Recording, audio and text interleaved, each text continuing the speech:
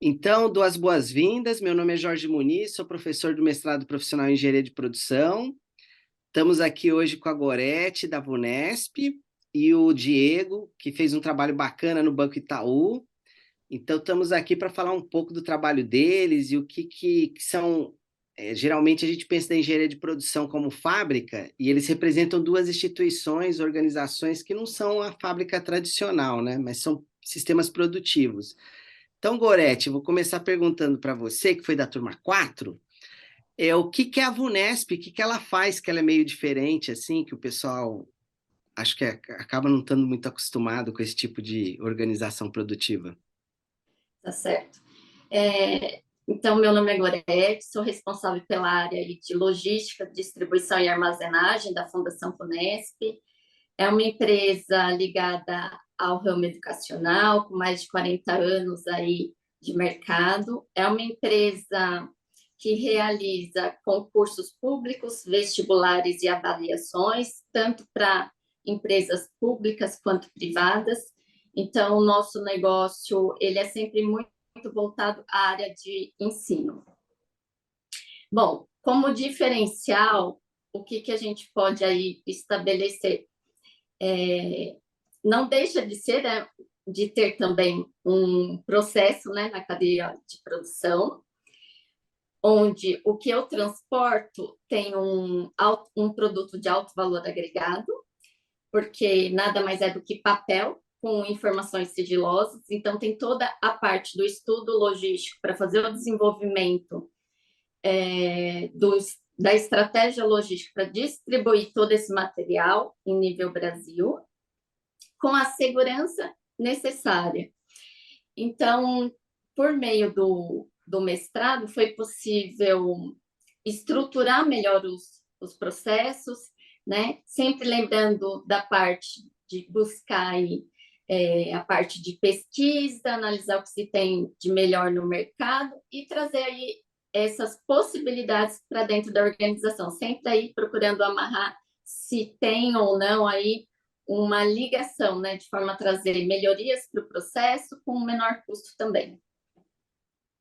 Bacana, Gorete. Então, a Vunesp, ela, para quem tem filhos aí, né, faz vestibular, que é um negócio que sempre chama a atenção, e faz os concursos, seja para empresas privadas, que têm uma determinada busca de um profissional com perfil, como tem os concursos públicos também, né?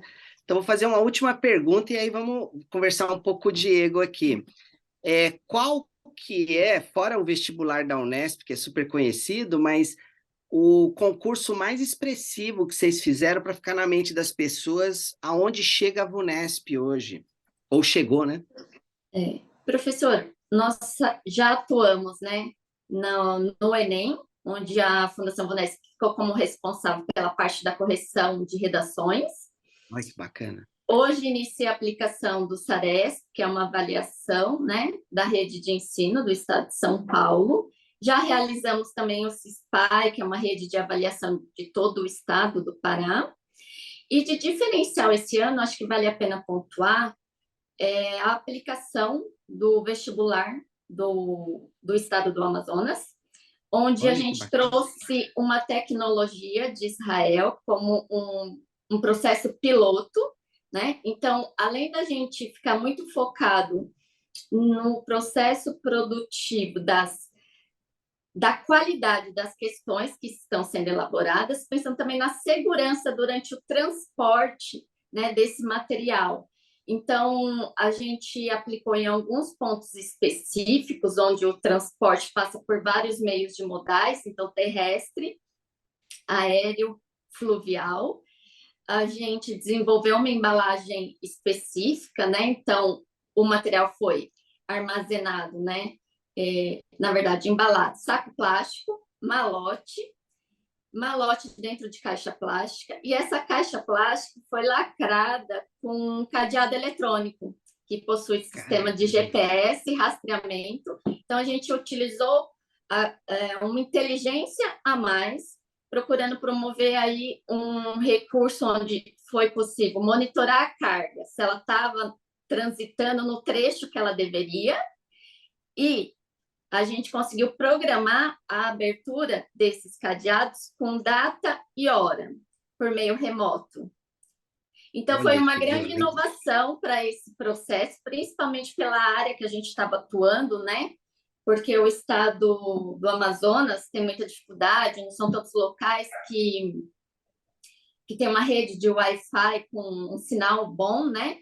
Então, a gente teve plano A e plano B. O plano A, que deu para a gente utilizar, que foi por meio da abertura remota, e o plano B, onde foi feito o treinamento dessas pessoas, a gente baixou o app, né, no celular, e caso a gente não conseguisse abrir por meio remoto, eles teriam autorização no intervalo de tempo para fazer essa abertura. E aí, cada usuário, né, tem o seu login, então fica registrado toda vez que foi aberto e fechado Caramba, hein?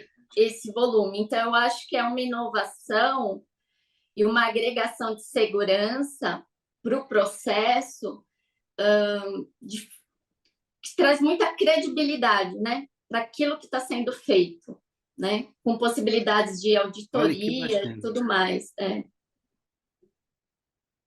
Pô, se o pessoal fosse pré-eleição, né, teria tirado muito da celeuma aí das discussões, né? Então Eu vamos acho. continuar aqui É, agora. Vamos continuar agora, Diego, com Opa, você. Se você puder falar um pouco do que foi onde você fez o trabalho, né? E qual que foi o objetivo do seu trabalho e os resultados que você obteve com esse trabalho. E legal, falar que você é da turma também, sua formação aí, que nem bacana. a colega Vamos lá, Gorete. gente. Primeiramente, muito obrigado aqui pela oportunidade, tá, gente? Como disse aqui, o meu nome é Diego. Eu sou administrador de formação, tenho pós de gestão de negócios e agora mestre em engenharia de produção. Atuei no Banco Itaú por 18 anos, né? Então, atingi a maioridade, né? Vamos dizer assim. Passei de debutante para maioridade.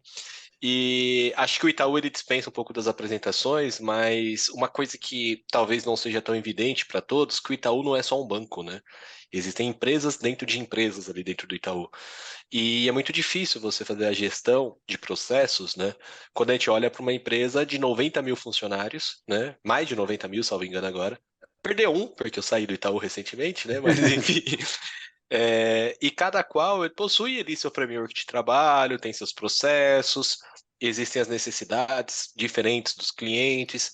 E trazendo um pouquinho aqui da TGA, né? A gente saiu um pouquinho da da produção em massa para customização em massa. Principalmente quando a gente olhava para o banco do atacado, que é onde eu atuava, os clientes eles tinham necessidades distintas, né? E a gente precisava atender todos eles com eficiência, né? Poxa, então fazíamos projetos altamente customizáveis, mas que visava basicamente a replicabilidade e a escalabilidade. Então, como a gente tinha um portfólio de projetos muito grande, como a gente conseguiria priorizar esses projetos, considerando aí multicritérios, né? Porque a gente tem o critério para a gente priorizar custo, né? Receita, satisfação do cliente e em outras questões. Então, poxa, como ponderar, né? Esses critérios para a gente chegar ali e falar, olha, é este projeto que eu vou tratar. A princípio, a gente queria trabalhar muito ali no Itaú, nesse meu projeto, em como operacionalizar os projetos. Mas pensando, né, no framework básico de projeto, que a gente tem a entrada, o processamento e a saída, a gente estava muito mais preocupado no que priorizar, o que daria mais retorno, seja ele financeiro, de satisfação e tudo mais. Então, o meu projeto de pesquisa foi voltado a como priorizar projetos, utilizando uma metodologia multicritérios, né, que atendesse nossos stakeholders de forma satisfatória. Então, eu utilizou um método chamado HP, né, juntamente ali com uma avaliação extremamente qualitativa, ouvindo ali nossos clientes internos e externos, para a gente conseguir priorizar isso. E o banco, né, ele estava passando por uma fase de transformação, mesmo no sentido de mindset, de cultura, justamente nessa tratativa de processo. E a gente não tinha um padrão de como priorizar esses processos. E lá a gente chama, desculpa, que a gente tem uma prateleira de soluções. justamente pensando em replicabilidade e escalabilidade. Então, putz, eu quero fazer um PDCA em determinado processo, putz, eu já tenho ali um frameworkzinho, uma soluçãozinha pronta, eu pego ali da prateleira e aplico. Ah, eu preciso melhorar aqui questão de PCP, planejamento de produção. Então, eu pegava ali uma prateleirazinha e fazia da mesma forma. Mas para como priorizar esses projetos, nós não tínhamos ainda. Então, este modelo foi. Na verdade, eu acabei saindo, não sei se está de fato aprovado, Uhum. mas a proposta foi colocar este método, que foi extremamente customizável, uma ferramenta em Excel, utilizando o VBA, algo simples, né? Não era tão estruturante, mas algo que funcionasse, que entregasse. E aí, trazendo um pouco até da metodologia que a gente trabalhava lá no Itaú, e eu estou trabalhando agora também nessa empresa, com uma entrega de valor rápida, né? Pensando no ágil, né? Então, putz, qual que é o artefato, o incremento que eu posso realizar com baixo esforço que vai me dar um determinado retorno. Então, a gente construiu essa ferramenta nesse projeto de mestrado e ajudou bastante a gente, tá? Não somente na priorização de projetos na organização como um todo, né? Putz, poderia colocar isso em alta hierarquia, numa visão muito macro, mas também numa bem, por exemplo, aí falando do ágil, para priorizar um backlog de dentro do ágil ali numa sprint ou numa release que acabou sendo assim de fato um modelo assim para a gente aplicar e foi muito bom porque atendia todo mundo, né? Tinha toda uma fórmula matemática por detrás, então a gente trazia do quali para o quantitativo, de fato. E é isso. Bacana mesmo.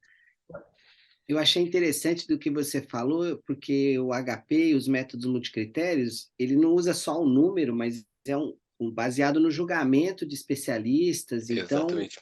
uniu o que você falou, dois mundos, né? Não era só uma solução matemática, mas ouvir as Exato. pessoas. Bacana mesmo. E eu trouxe para Goretti, cá também, tá? Desculpa, tá, Jorge, te esse interromper. Acabei trazendo comigo aqui, né? Pensando mais uma vez nessa questão de replicabilidade. Saiu lá do Itaú e agora eu tô na Stone, né? Que é uma empresa de meio de pagamentos. E trouxe para cá e a gente está aplicando isso aqui também, dentro de casa. Ah, bacana. Daqui a pouco eu vou fazer uma pergunta, vou completar com a Gorete, mas exatamente Bacana. porque a gente imagina que o mestrado, ele não é só fazer uma dissertação, mas ele te prepara como recursos humanos. Já que a gente embalou aqui, daqui a pouco eu passo para a Gorete, então, o que que o mestrado acabou agregando para você, Diego, como pessoa, como profissional, né? Se pudesse Ah, falar. Jorge, foi uma mudança bem disruptiva até, né, no, no- no meu comportamento diário, né? Porque tem todo uma disciplina que a gente tem que seguir, né? Não é fácil, tá? Não é nenhum bicho de sete cabeças também, tá, gente? Não é um Monte Everest pra gente fazer, mas você precisa se dedicar, você precisa se policiar de algumas coisas. E, e a mudança, eu não falo que é uma mudança, eu diria que é uma evolução natural, né? Você começa. Você tem contato com pessoas, contato não só com os professores, mas também com seus colegas, e isso acho que foi riquíssimo a questão do networking. Você começa a ter percepções diferentes do mundo, né? Eu sempre trabalhei com serviços, né? Tu até comentou, né? Putz, aqui é uma perspectiva diferente, né? Que a gente sai da indústria e vem pro. Mas, putz, como é que situações distintas, né? Mundos distintos se correlacionam, né? Eu percebia muita gente do banco, muita gente nova no banco que vinha da indústria. E tem muita gente de Sei. serviços que se enquadraria muito bem na indústria. Então, tendo essas novas percepções, a gente começa a abrir um pouco mais a cabeça. Então, putz, a principal diferença que eu diria que surgiu aqui da minha vida foi a abertura da minha cabeça para o mundo mesmo, né? A gente não fica só numa caixinha, né? Que nem eu comentei, 18 anos de banco, Bacana. então a gente tem um pouco aquela visão um pouco mais viciada. E o mestrado contribuiu com isso, abrir, ampliar um pouco os horizontes, né? E deixar você mais maduro como pessoa também, né? Porque relacionamento, disciplina, enfim, acho que é um ciclo natural, de fato. Bacana. Só uma perguntinha rápida, eu vou para a Gorete, porque na turma tinha um advogado, não é você, você é administrador, não é? Sou administrador. É porque a Ah, gente comentou muito do advogado, Jorge, porque quando eu comecei o mestrado, eu trabalhava dentro do banco em operações jurídicas. né? Ficou E na aí minha a cabeça. gente teve até alguns conflitos aqui, até uma questão interessante para quem for ingressar, né? A questão da seleção do tema. Meu tema, ele se transformou, não vou falar que ele mudou, né? Ele teve Sei, adaptações no meio do caminho, porque eu mudei de área dentro do banco. Então, eu estava em jurídico entendi. trabalhista e foi para a área de produtos do Banco do Atacado. Então, foi uma mudança diferente e aquele projeto que eu estava tratando inicialmente, que envolvia inteligência artificial, IoT, acabou não fazendo mais sentido para Porque para tá... minha ocupação. E aí a gente acabou transformando, adaptando isso, e aí o pessoal da Unesp foi muito solícito ali, muito legal com a gente para a gente construir essa nova proposta junto. Bacana, bacana mesmo, Diego, obrigado. Gorete, retomar aqui com você, se pudesse falar então do objetivo do seu trabalho, do seu projeto de mestrado e que resultados foram obtidos aí para sua organização. O trabalho foi voltado no desenvolvimento de um sistema de gerenciamento de transporte, onde a gente tinha que avaliar se valeria a pena adquirir já um software de mercado ou desenvolver um internamente. E foi muito importante ter desenvolvido esse estudo, porque sempre foi um assunto que foi muito discutido e nunca a gente conseguia chegar numa solução meio que conceitual. Sempre ficava muito assim, eu acho que é melhor isso, eu acho que é melhor aquilo. Porque a empresa, ela tem um segmento muito particular e os sistemas que a gente encontra aí no mercado, na sua grande maioria, é voltado aí para empresas de grande porte, né? Então, a gente teria também, a gente via como uma dificuldade também ter que mexer tanto num sistema de mercado, né? Justamente por conta da configuração. Mas, por fim, a gente conseguiu aí, por meio desse trabalho, estruturar, né, a parte conceitual, identificar alguns critérios, reunir tanto a equipe técnica, né, aí vem a junção das duas áreas, né, a equipe de TI com a equipe de logística, e a gente também acabou aplicando aí o método HP, né, para poder fazer essa Olha que bacana. avaliação quali-quantitativa. Então, deu uma validação muito maior para o resultado, né? E, por fim, por incrível que pareça, né, a gente acabou assim, o resultado, né, que a aplicação desse método nos trouxe, que nos fez enxergar, é que realmente valia muito mais a pena a gente adquirir, sim, um software de mercado e trabalhar em cima das customizações, principalmente porque a gente já tinha também uma mão de obra interna especialista, né, nesse tipo de customização. E se for falar um pouquinho também do amadurecimento que o mestrado trouxe, tanto para a vida pessoal quanto profissional, eu acho que foi meio que poder conciliar, consolidar todos os conhecimentos e nos forçar a olhar para além do horizonte, para aquilo que a gente não está enxergando. Então, às vezes, a gente tem muito conhecimento e isso fica tudo guardado, né? E a gente tem a obrigação de expandir, de compartilhar, de envolver outras pessoas, de ouvir, principalmente de estar aberto a críticas, né? De pensar naquilo que o colega falou, se é válido ou não, se vale a pena aplicar ou não. Então, acho que serviu tanto para a vida pessoal quanto profissional, fazer esse mestrado e trazer mais valorização mesmo, tanto para o profissional quanto para a pessoa também. Bacana. Eu acho muito interessante aqui, resgatando os dois, que são dois. Toda a turma ela tem um momento histórico. Teve a primeira, foi lá em Resende, com grupos automotivos e alguns professores. A turma 2 a gente ficou mais em Guaratinguetá, era uma turma menor. Turma 3 fomos para Roraima. Nossa, tinha que pegar voo com escala em Brasília, né? A turma 4 da Gorete foi a primeira vez que a gente pisou em São Paulo, foi uma turma muito pequena, e boa parte dela era uma parte da Unesp, da Vunesp, né? Algumas bolsas e uma indústria, Gestamp. Foram 7, não foi uma turma grande. A turma do Diego foi a Nossa, primeira vez que a gente fez. A primeira turma, acho que tinha uns 14, 16. Aí deu 20 e pouquinho. Era um projeto de 32 pessoas só do banco, mas não foi só do banco. Tinha Exato. Matson. Na sua Toyota, turma que engajou com a McDonald's, Toyota, ganhamos prêmio esse ano, né? Ganhamos prêmio com o Sacho. sem contar a pandemia, né, E Zé? Né, Jorge? No meio do caminho foi houve um o período. Covid, né? Uma disrupção muito grande, né? Você lembrou bem mesmo, A que a gente transição do começou com a sua presencial para o turma. remoto. Começamos com sorte com a sua turma em setembro, porque. Mas trouxemos o Rui Lima, que vai ser um dos entrevistados aqui nos webinars. Trouxemos em janeiro, acho que foi a última atividade presencial, ou fevereiro. Acho que Fez sim. o joguinho do Lego, de gestão de Foi projetos, uma né? semana antes do carnaval, Jorge. Olha Lembra que a só, gente até saiu um pouquinho mais cedo porque estavam fechando a rua, verdade, os ali na Barra bloquinhos. Funda, né? E aí acabou o mundo, né? Teve o holocausto ali, né? Vamos dizer Verdade. assim, Foi uma parou outra. tudo. E Então acho agora que nós estamos na turma 7 atualmente. Ela está virtual, fechou as aulas, e aí vamos torcer aí o ano que vem já usando turma presencial de novo, a oitava turma, um número redondo, né? 8, assim.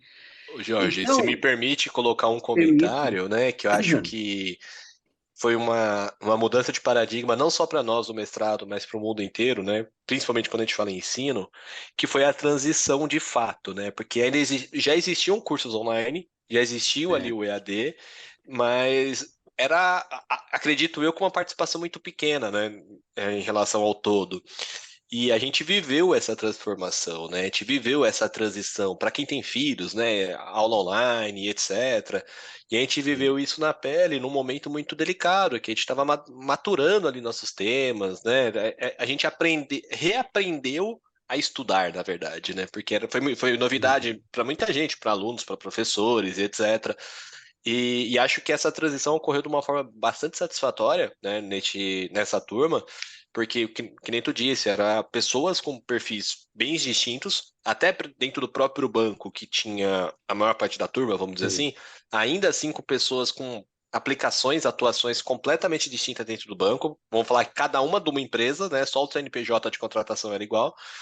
E a forma que foi conduzido essa transição e as próximas aulas foi bem bacana também, porque a gente conseguiu participar de forma atuante, a gente não teve outro encontro presencial e mesmo assim manteram-se os laços. Eu acho que isso é muito Que legal de bacana. reforçar.